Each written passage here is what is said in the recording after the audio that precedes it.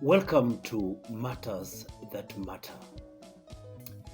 In today's video, we focus on the importance of celebrating Mother Tongue Day.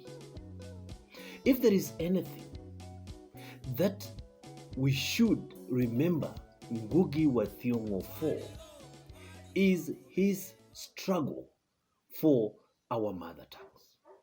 Indeed, Ngugi wa Thiong'o has done a lot since the time he declared that he would start writing in our local languages. Indeed, colonialism waged a war on African culture and languages. Christian missionaries were the first to arrive, followed by colonial administrators. They came to so civilize natives, and hence the first move was to wage a war on our languages and culture. They launched a concerted cultural imperialism campaign that they hoped would bring about the death of our languages and culture.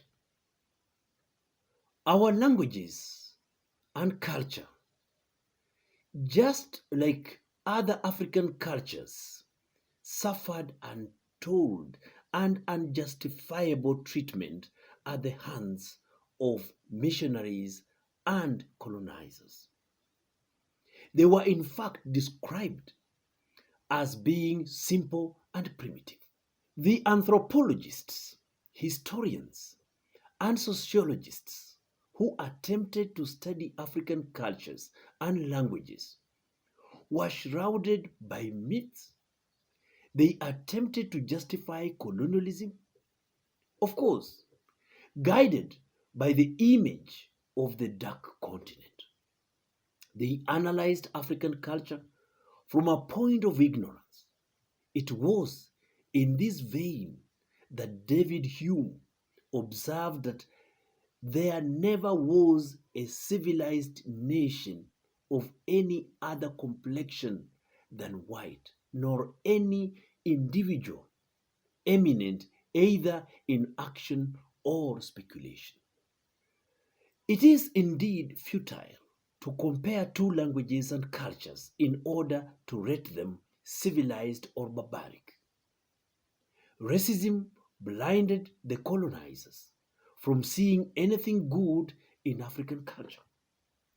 The administrators, anthropologists, travelers, and missionaries equated Christianity with Western culture and therefore civilized. Against this self-arrogated excellence, they declared other cultures primitive and embarked on a scheme to dismantle them in the name of civilizing the natives.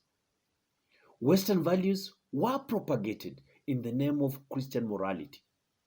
The colonialists looked at African religions and culture as unconnected superstitions and unreasonable. Kenyan government and indeed African governments need to get committed to the development of our indigenous languages and set aside funds to publish material in these languages.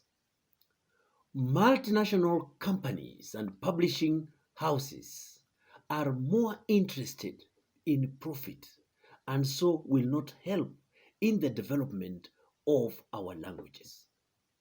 There is need to assist indigenous publishing firms to build capacity and publish in our languages. Unless indigenous publishing occurs in Africa, we shall remain dependent on the first world, which is not interested in developing our languages, and therefore we will remain in identity crisis throughout. We have to publish books which should not be expensive for the reader.